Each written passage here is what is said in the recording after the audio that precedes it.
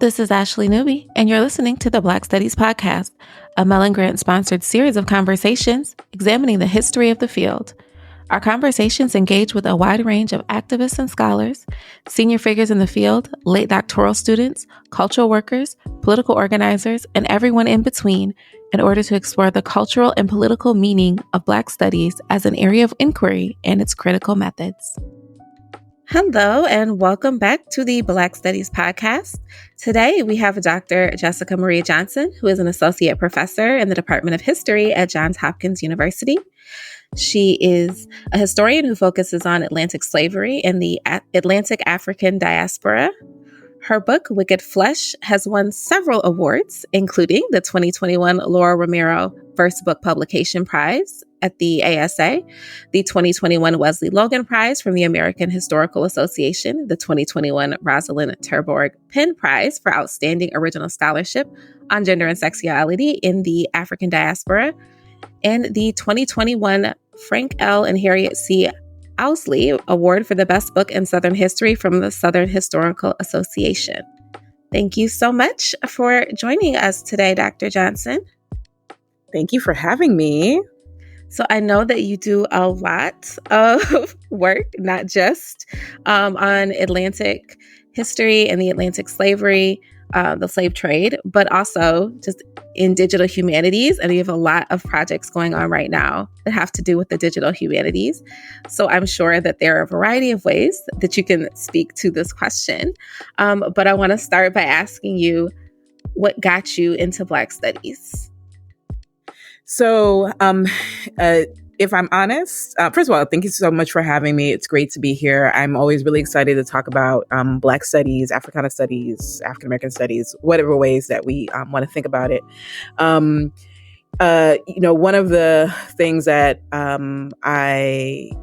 one of the ways that I describe myself in my work is as somebody who comes out of Black studies and became a historian or as a Black studies historian. And I can explain that as I talk about sort of how I entered into this strange place that we call the academy. So I entered into Black studies as a field, as an academic endeavor, first actually as a Mellon Mays fellow at Washington University in St. Louis. I was an undergraduate there, fresh from Chicago, and knew that in theory I wanted to get into teaching. I'd always understood myself to be a writer, but also was, I'm a first generation Black woman from Chicago. So I was also thinking about, what's going to get me a job? So I was not thinking about scholarship as a thing that would employ me because I had no idea what professors were, what they did. I knew what teachers were. I didn't know what professors were, what they did. I came in thinking about, pre-med, I'll be a doctor, or, I'll go into business. Neither of those took for a whole host of reasons. But the classes that I always gravitated to, that I always took every single semester from my very first one were courses that were listed as Black studies. Some of them were explicitly history courses. I think the very first course I took was a history of the civil rights movement that was for first year students. Some of them were more interdisciplinary. So I very much credit Dr. Rafia Zafar at WashU with introducing me to thinking about Black studies broadly as an interdisciplinary endeavor through her race and ethnic studies class, race and ethnic studies and literature, essentially. But it was a wide range of topics, looked at contemporary issues, contemporary media, all kinds of things.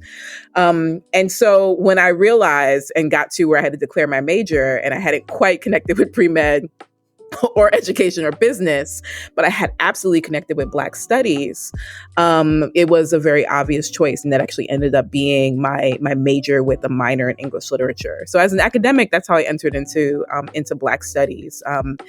And I think it's also worth thinking about, that for me was my engagement with it as a university endeavor. But it wasn't necessarily the way that I sort of thought about thinking about Blackness as an intellectual topic, right? It was something that I was always interested in histories of slavery in particular, always really interested in connections between the U.S. and the Caribbean. I come from a Black Chicago born, but come by way of the Black South. U.S. and Black Puerto Rico, right? So there's a lot of diaspora solidarities. There's a lot of interlocking histories. And there's a lot of ways these histories are not necessarily told, and these intellectual ideas of what it means to be Black, what it means to be in solidarity, what it means to be in resistance, and for Black life, they're not necessarily, you don't necessarily learn that in social studies, right? So I think there's a lot of ways that sort of thinking about those, being introduced to teachers, even in high school, who are teaching John Hope Franklin's, From Slavery to Freedom, who are introducing ideas of rights and social justice in the social studies courses, were also sort of part of the pathway to Black studies. So I want to think about Black studies out, not just in university, but also as capacious as something that Black folks in their homes, in their kitchens, in their barbershops, and in their K through 12 level are always thinking about. The reason I describe myself as a Black studies historian is that when I applied to graduate school, I actually applied to history programs because I was very interested in, where does all this start, right? And for me, going to slavery, histories of slavery, going to history of slavery as far back as the 15th century was really like, oh, wow, like this is a long struggle, a long journey, a long intellectual pursuit, right? So I decided to go into history specifically. I did not understand it as a discipline, right? So that means that when I was looking for letters of recommendation, I asked my Black studies, professors, because I was like, I'm going into a field that in my head is Black studies, but the mechanism is history. The mechanism is the primary source. I can ask my Black studies professors for their recommendations. And one of my history mentors, who was somebody who became a history mentor later on, but at the time I did not sort of recognize them as in the field of history, one of my professors kind of sat me down and was like, you have not asked any of your history professors for letters of recommendation. Like, how are you going to apply to a history PhD program and not ask them for letters of recommendation? So it was an interesting experience of sort of realizing, oh, there are disciplines that function in particular ways. And also of, I remember feeling very confused, but also sort of like, well, but I'm studying Black things. Like, this applies across disciplines. This is literature. This is philosophy. This is education. Like, we have I'm coming out of a major that has a whole series of professors who are brilliant in a host of disciplines, and their unifying framework is thinking about Blackness. So I do want to say that because I think there's really interesting ways that our disciplines at the university level are not sort of built to accommodate the breadth and depth of Black thought and Black analysis that I think Black folks come to knowing and know it in ways that the university can sort of discipline us out of, not just create disciplines, but discipline us out of. And that was my first sort of experience with, this thing that I know that quite naturally is capacious, is infinite, is endless, when encountering it in the world of the academy actually has some really interesting enclosures to encounter. And so that was also a different part of the journey. So I describe myself as a Black studies historian to kind of capture that, yes, I am a historian, I am trained disciplinarily. My PhD is in history, and that means certain things, and I think mostly positive, but also often some negative ways. But also, I'm very much committed to Black studies as a field, as an endeavor. My fellowships, many of my positions have been through connections in Black studies or connections to Black studies units at the university, and so that those formations are actually really important to have as part of our journey and part of expanding this field. Thank you. That was really great. And you kind of stepped into the second question that I had, which is about your work across disciplines. But I know that even outside of the work that you do as a Black studies historian, there is the digital humanities aspect of that. And then working with archival sources that would traditionally be used in the discipline of history, but doing it in a way that is not as dehumanizing as is typically the case. Do you want to speak a little bit about how your work as a Black studies historian has also led you to the digital realm? Yeah, so my work in the digital realm also does not come disciplinarily as far as the digital humanities. It comes out of doing radical women of color, Black feminist blogging as early as, I think the first blog that I sort of made public was like 2006 or 2008. And I wrote about this a little bit for for an article in the Black Scholar that was solicited in their Black feminisms a special, their 2-volume special issue, which was edited by Joe Morgan, Treva Lindsay, and some others. And I'm always grateful to them for the opportunity to talk about this a little bit. But so because my journey to DH was not necessarily in DH units or DH centers, right? Like, like Myth at UMD or Matrix at Michigan State University, there was also a lot of being undisciplined there too, right? So thinking about, at a time when people were not thinking about social media, thinking about social media as a space for knowledge formation, a space for resistance, a space of scholarship, right? As it is described, thinking about blogging as also publication spaces way before the Academy sort of created their own blogs and their own publication spaces that now exist online. I mean, really, like, folks listening who are, unless you're a person of a certain age, it was a whole different planet. It really was. And so it's really interesting, and actually there's a Black Twitter documentary out right now, I think on Hulu, that sort of talks about like some of that arc in Twitter. So my journey in Black Studies is really through like very much granular and quotidian engagements of knowledge, with a particular, for me, focus on Blackness, but queerness, radical thought, transformative justice, media, art, poetry, the visual, all of these different things.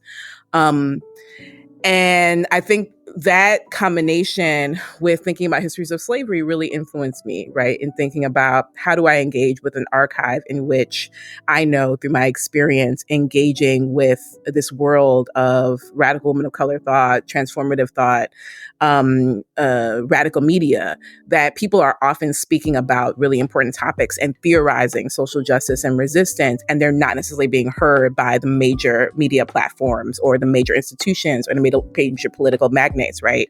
So if I know that's happening in the present day, what are the ways that can inform how I'm looking at the archive, right? So that was one side. And the other side is that from the archive side, I am very much a subject of studying Black Louisiana, Black New Orleans, 18th century Louisiana. So that means thinking about Africans who are appearing over and over in archive in acts of resistance and acts of kinship, who are freeing each other, but who are also fighting enslavers, who are gathering together and resisting, who are absconding to the cypress swamps. I'm very much mentored scholarly in a scholarly fashion, in a publication fashion by the work of Gwenda Midlow Hall, rest in peace.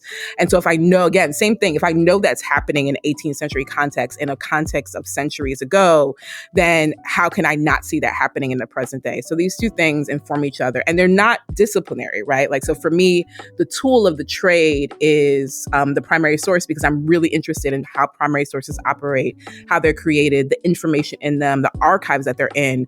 But I also understand our knowledge and our people to be capacious in ways that transcend both that source and the archive and the methods that we have traditionally used to use them. And so there's no way for me to be entirely limited by the primary source, because I know that I'm going to miss knowledge in literature, in poetry, in music, in material culture, in the clothes that we wear and the colors that we gravitate to, right? And so what are the ways to constantly bring that in, even as I understand, for example, that, within the structure of the university, I needed to write a certain kind of book, and that, even in taking up certain tools, I'm actually really am interested in primary sources in a particular kind of way. So for me, my Black studies interdisciplinarity operates in that kind of way. I'm determined to be promiscuous in methods and in sources, even as I am also prioritize, going as deep as possible, being as rigorous as possible, and being as humble as possible. And no way is anything that I research, do I understand myself to be the first person. I'm absolutely in a legacy of Black women historians, for example, who have done histories of slavery. I'm in a legacy of folks who, were doing Transform DH, and really thinking about what does the field of DH owe to that kind of radical media and transformative justice work that is happening. Alexis Lothian and Amanda Phillips, and other folks. And so there's also that aspect, I think, of what are the ways that we are humble before the work? What are the ways that we are rigorous in whatever our tools are, whatever our methods are? But also, what are the ways that we refuse to be disciplined so far out of our commitment to Black knowledge and Black life that we miss opportunities to create a robust narrative and a robust understanding of either historical subjects or Black knowledge, because we're have to be, in this archive or in this document or whatever, or in this kind of text, whatever it might be. So yeah. Thank you. What you were saying about all of that, but in particular, understanding that you are not the first person who has come to this work. You are not the first person who has looked at this, and that there is so much there, that there's obviously something that is going to be missed. That really made me think of the talk that happened at UMD a couple weeks ago, the Kinship and Belonging, where it was highlighted, right? The importance of having that community and having multiple people look at things collaboratively. And I wondered if you would say a little bit more about how you view like collaboration in terms of doing work on Black people. Yeah. Oh man, I mean, I don't think that we get anything done without collaboration, truly, and honesty. Like, what is the saying? If you want to go fast, go alone. If you want to, get there, right? Go with people, something like that. I'm absolutely butchering that proverb. Please don't get me, ancestors. But the idea is that, like, if you want to do this right, you have to do it in collaboration, and that our communal knowledge, our collaborative knowledge, actually always stronger than any single knowledge alone. And I think that that's a really important reality for Black studies at the university level, because I think there's ways, particularly in humanities, where we are kind of disciplined into like the single author mode, the discovery mode, like, that colonizer impulse of like, I've discovered this knowledge and I'm the only person who excavated it. I'm the only person who can understand it. I mean, our dissertations are geared towards that, right? Like, you are the author of record. But in reality, that's never been the case. And it's not the case. Honestly, it's not the case for these white people out here either, right? The networks and the alliances and the who is on whose committee. Don't let anybody fool you that anybody is getting out here. Whoever's listening, don't let anybody fool you into thinking that anybody got anywhere on their own. I think this is especially the case for Black scholarship, because I think that there is such a wealth of knowledge of scholars, and such a wealth of knowledge within the community about the work that we're doing. So Kids Black Louisiana is a great example. When we started doing research in the 18th century documentation, the first thing I knew was that we needed to speak to Black historians, Black public historians who have been interested in histories of slavery in Louisiana for years and years and years. And so we began to make connections with folks who are in Louisiana, who are doing that research. Folks like Mr. Leon Waters of Louisiana Museum of African American History, folks like Kathy Hambrick, who's the founding director of the River Road African American Museum, now executive director of the Amistad. These are folks who have been at the forefront, not just of Black history in Louisiana, but of the museums movement, the Black museums movement in the United States, who have been fighting to have generative, ethical, like whole life giving histories of Black life resistance, community, and kinship at a time when, Black folks are still seen as having consented to slavery and part of the plantation family, right? Like, so, there is always somebody's, feet to sit at when it comes to Black knowledge and life, because Black studies is, 50, 60 years old, whatever way we're going to describe it. But Black people were doing their history years and years before that, right? So what are the ways that we're tapping into the Black public historians? And also, what are the ways that we're tapping into Black scholars who have been doing the work, and who are interested in, history, literature, music, of any given topic, any given time and space. So for me, in this instance, we're talking about Louisiana, but we could be talking about histories of hip hop. I mean, that's also having an anniversary this year and last year as well. So I think there's something really important about, learning from folks who have been, in the game, as it were, for a very long time, It doesn't mean that you agree with everybody, but it means that everybody has something to teach us, right? Everybody has something to teach you. Everybody has something to teach me. So that's broadly, like, I'm very much about a citation practice and humility before the work. But I think also, like, there's like real direct collaborations that I think are also really important. In Black DH, Caribbean DH, Ethnic Studies DH, the collaborations have been incredibly important. There are people with skills in coding. There are people with skills in design. There are people with skills in data science that if you bring them all together with folks who are thinking about Black studies, Black life, then you can create amazing projects. And nobody can do any of these entirely on their own, right? And I think that if we begin to think about what our collaborations look like, if we begin to think about collaborations that begin from like a value-centered mode where like, okay, we all agree that we want to move at a pace that works for everybody. We all agree that we're going to prioritize anti-racist decolonial work. That's what we do in Life Code, which is the digital humanities initiative that I direct. Life Code, Digital Humanities Against Enclosure, a collective of labs. If we all agree on those things, then the choices that we make about a project become really, really clear. When we're like, we just got to make a project and it's just got to be fancy and it's got to count in these kind of ways. And, it's got to have, it definitely has to have 500 texts and or 800 images, whatever else, then sort of the purpose can get distracted, right? Like, who is collaborating on that project that can speak to the community? Who's going to speak for the user? Who's going to speak for young people who might want to be engaged with it? Who's going to speak for, because it's not just students at a university.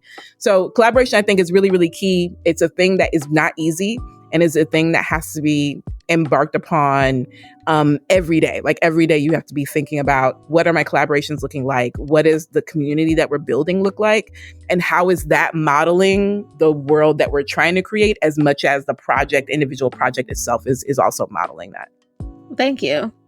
So that makes me think about how we translate this to the classroom, right? So how does the work that you do and the research that you're engaged in, how does that relate to what you do as a teacher and professor in the classroom itself?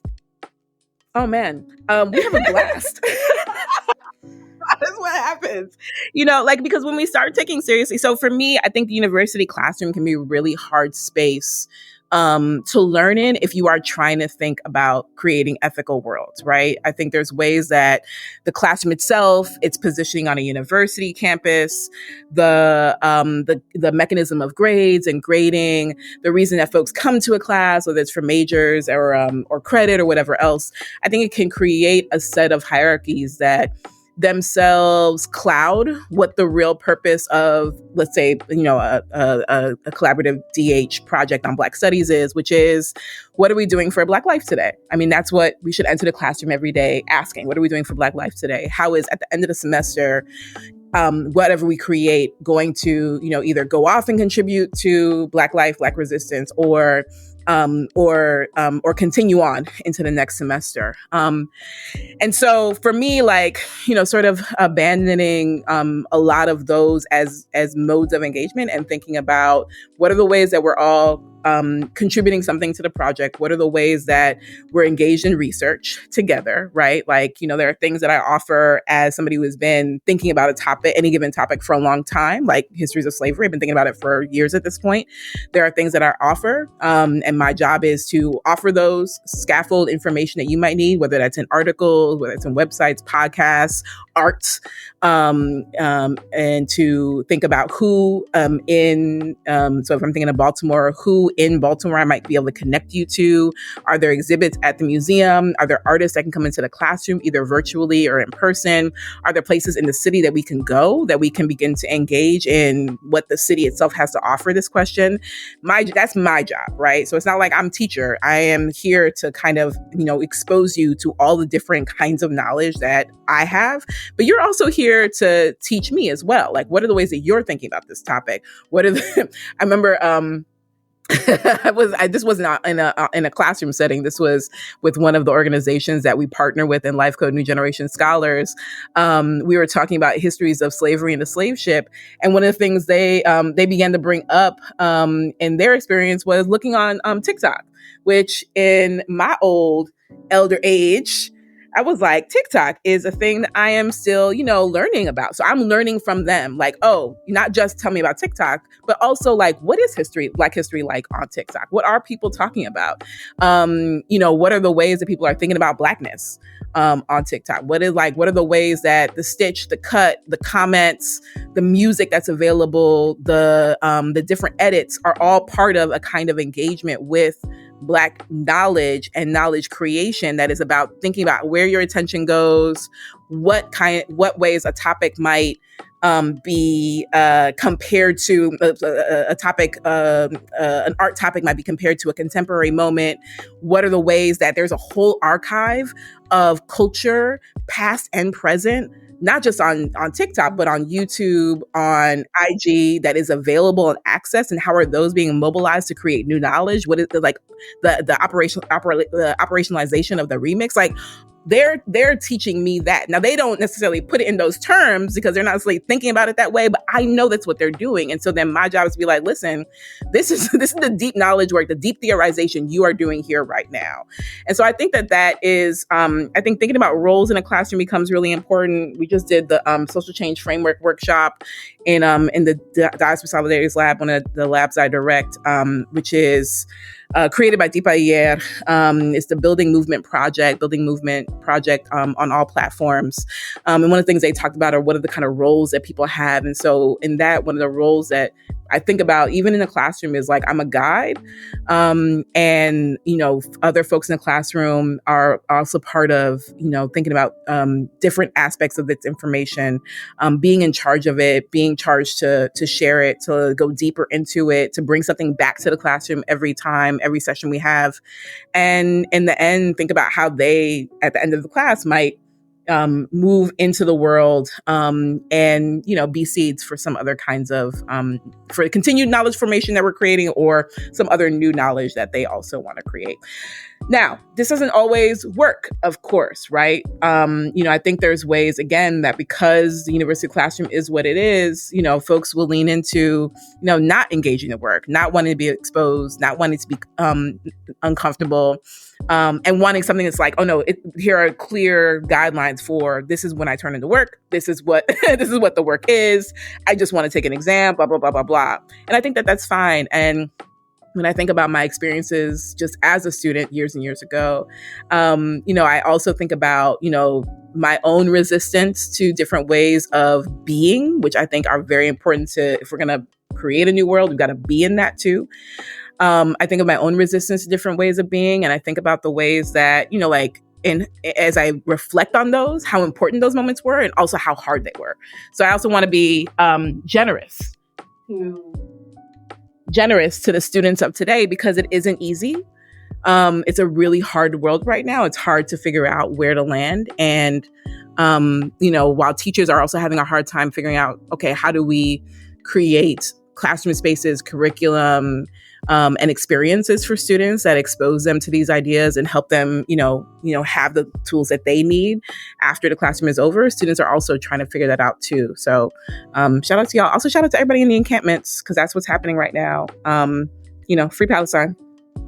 Drawing on that, so I'm not sure how it operates at Hopkins, but I know that at UMD, and at many other places, particularly when it comes to African American studies, Africana studies, Black studies, whichever title the department or program has, students take the majority of the classes that are offered because they count for credit, right? And so they're there to check a box and not necessarily because they really want to be there, right? And so thinking about what you said about being a guide and like exposing students to a wide range of things, how do you think that works, or how does that operate differently, if at all, in a space where a lot of times, particularly Black studies departments, but also humanities in general, can be relegated to being service departments for the university and not necessarily taking seriously what it means to convey this knowledge to students at an institutional level? Yeah. That's a really big question. As you said, here is the big one. Solve structural problem that we have. Yeah, I think these are the structural bits that I think, and this is also part of why I have a lot of sympathy for students, because I think there's so much that they don't understand at the structural level. So students, if you're listening, let me explain a little bit. Black Studies as a unit within a university, I don't care where you are at, 9 times out of 10, the Black Studies unit that you are taking a class in is under some kind of siege. The universities do not want them there, do not appreciate them. They don't really want them talking back to power. We are heading into very, very hard days politically, particularly if a certain someone wins a certain election. And also a lot of, for Black Studies programs that are in places that are, have conservative legislatures, are, battling CRT, the battle is really, really real. And I don't know that students always understand how much bureaucratic logistics and bureaucratic warfare is engaged just to sort of keep the doors open of Black Studies programs. So I think there is definitely some educational pieces there of like how to share with particularly Black students and Black student organizations how things operate at university. Many of whom are like me, first gen students, not all, but many who may be first gen students who just have no idea or just kind of want to keep their heads down and get their work done. So there's that piece. But then the other piece is the work that happens behind the scenes, behind closed doors, the work with deans, the work with provosts and chancellors, the works to revitalize, reshape, remix curriculum that has been stayed, that has been, like you're saying, relegated to service work or relegated to mandatory courses for, all first years to take or all second years to take. And that is the work that ends up being sort of like the thankless work that nobody sees, and requires so much sort of individual and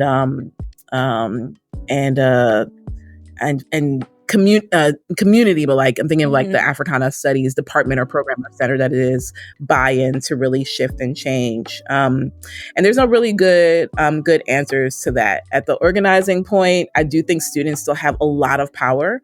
Black Studies, Women's Studies, Ethnic Studies, they exist because of student organizing. A lot of us in our positions, mine included, exist because in 2016, you guys nationally organized for Black on campus and organized for Black Studies and Black students to be on campus and feel safe and to have a role in administrative structure. So I do think students still play a huge role in making sure all of our interdisciplinary programs and departments and centers have what they need.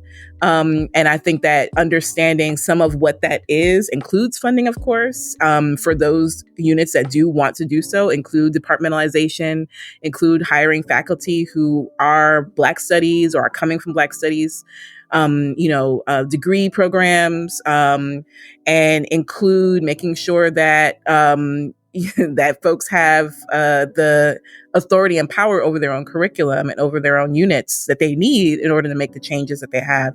And none of that is easy. None of that. Some of that, especially for public institutions, some of that involves trips to the legislature, trips to local elected officials. But it is actually that deep and that intense. And our ability to continue to be the part of university, along with our allies in women, gender studies, queer studies, all the other studies, usually, the ability of us to be part of the university that really pushes for social justice broadly, for radical change broadly. We do need all hands on deck as much as possible. So not the best answer, but I think that, I love the question because I think it speaks to the structural dynamics that we don't necessarily get into. And I love it also for this reason. I think there's a way that, I don't know if this is in Black studies, but I do sometimes think about it in Black organizing broadly, that there is a way for some folks that being down on the university is a trademark of the conversation, right? Like, oh, the university is a problem. Oh, the university is, needs to be dismantled. And let's be clear, it does. Like, all of that is very true. Again, we're in a time of encampments. Universities are literally calling militarized police on their students. That is actually bananas right now, right? It's incredibly violent. It's incredibly tragic. So I think that there is no question there. And also, there are also ways that our Black Studies departments, our ability to be create classroom spaces, create collaborations around the department, around the university, to be Black faculty who can push for, where we can, the safety of our students and amnesty for students, and and then we'll push for divestment at these universities. I think these are all tools, right? It's like voting. You use the tool you can. You use the tool for harm reduction. You use the tool that is available to you, and then you just keep pushing those tools forward. It doesn't mean that you believe in them as the ultimate goal or the end reality, but it does mean that you use what you have available to you. And guess what? Enslaved people did too. So I don't hear nothing about it's not radical, blah, blah, blah, blah, blah. Enslaved people used every bit of things that they had, and it was messy and it was complicated. And it was sometimes 2 steps forward and 1 step back. So in that tradition, I believe that we move best when we move in that tradition, and it does not help any of us when we're playing the game of who is more radical and who is not. That's not, for me. That's not solidarity to me. For me, it's about what are the ways that we are all figuring out the best moves that we can at any given time, and sometimes they are wins, and sometimes they're a little rocky. But we only going to get there all together, so we might as well just figure out how to work together. And I mean together in a radical, queer, and feminist way. I don't mean none of that together like I'm, serving you plates while you out here making speeches. No. I mean like all of us. I mean in like in a deeply, all of that. So on that note, 2 questions left. Because that rolls right into, what excites you most about the past, or what interests you most about the past of the Black studies field? Like, I know history in general is very interesting to you. So in thinking about that, the Black studies field, what excites you most about that? About the past of the Black studies field? Future's coming. That's the next question.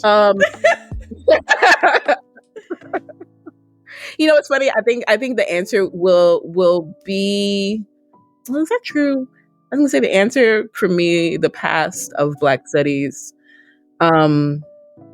it goes in 2 directions. What's really exciting to me is the students always. I think that the kind of energy that our students offer at the university is just so rich and so important, right? I never take for granted that Black studies exist because of student protests, that I exist here on this campus because of student protests, and that the big moves that have been made to change the university itself are because of student protests. So I think that the students are such a really important piece.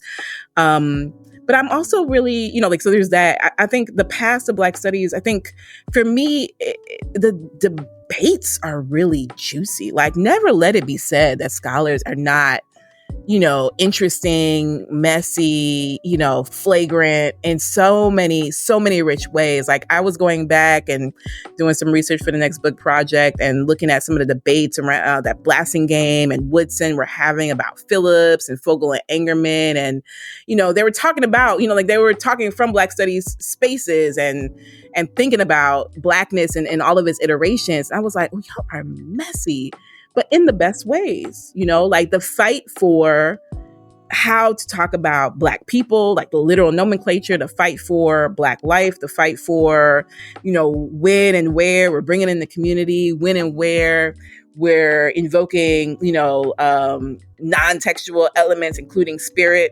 All of those are part of how we have grown, and how we have continued to challenge imperial knowledge, and how we have continued to create and remember, and I'm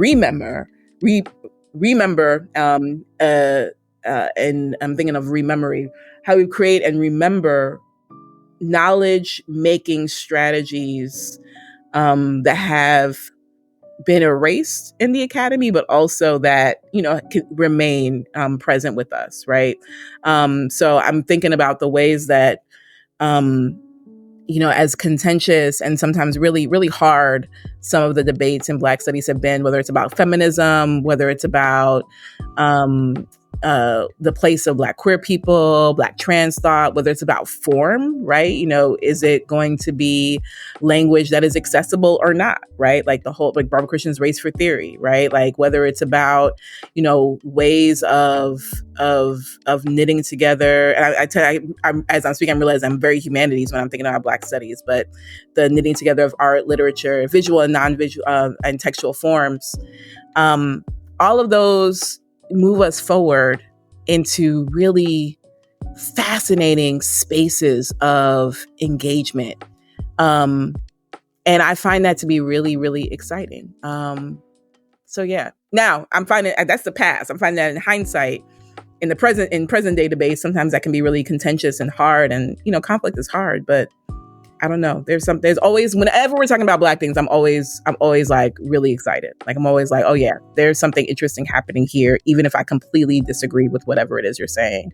I want to be in this conversation more than I want to be in any other conversation in the room. So, what about the future? Still the students. What I'm excited about in Black studies, still the students. I am really excited, as usual, about what's happening in Black DH. I think the work that folks like Marissa Parham and Gabrielle Foreman are doing and have done to really set out the fields and lay the foundation for future work is really critical. I'm excited and always honored to be part of the Life Code Collective, to be part of the Solidarities Lab, Black Beyond Data ecosystem, and so many more, including Keyers Black Louisiana. So I'm excited about what new genres the digital space is going to afford us and what kind of new audiences, right? Like podcasts and how they have reshaped where and how knowledge is created. I think we're going to grapple with that for the next generation. I mean, I was just talking about TikTok. I still think social media is a really important factor when we're talking about where people are getting information about Blackness. And, there's been such an interesting attention to Blackness across diasporas that I think, the lens of social media and public media offers us, right? Like the kind of organizing that's been happening in France, in Brazil, in Puerto Rico, around Black history, around African identity.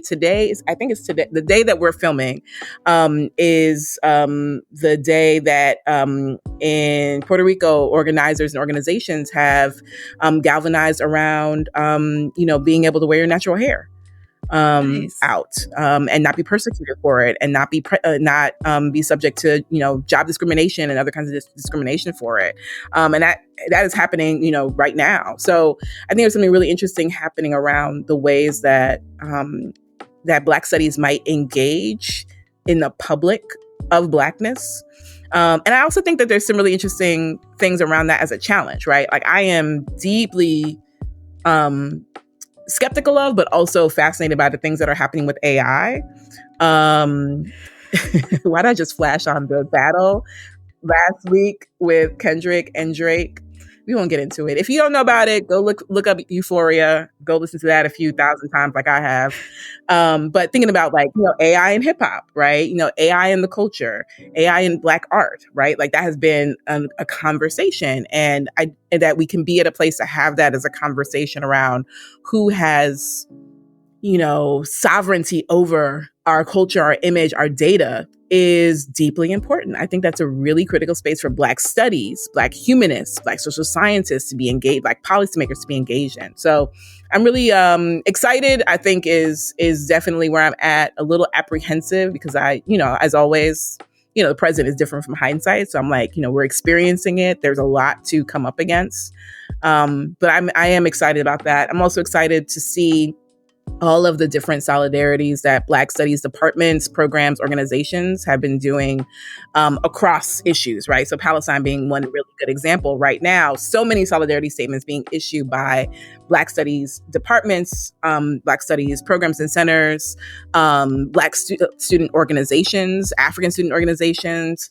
I think that that's really exciting and says a lot about where our understanding of the issues is in the present and what it means to think about social justice in an expansive way, in a radical way, in a transformative way, that's beautiful to me. So I'm excited for that, for Black Studies.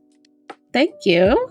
I really appreciate it. I learned a lot. So I got some more things to go look up and familiarize myself with. But I really appreciate your time. Anything you want to say before you get back to your life? No, this is thank you so much for doing this, like being able to celebrate where Black Studies has been, and even just this opportunity here between us to think about, my own journey, and what it means to do Black Studies from the different, places I have, and what Black Studies is now, both to myself and in the world, is really nice. We don't always get opportunities to stop and reflect and offer those reflections for, whoever might be listening, who might find it useful. So I hope whoever comes across this and takes a listen, find something that they can take away with and create something good in the world. Well, on that note, we will end it. Thank you so much.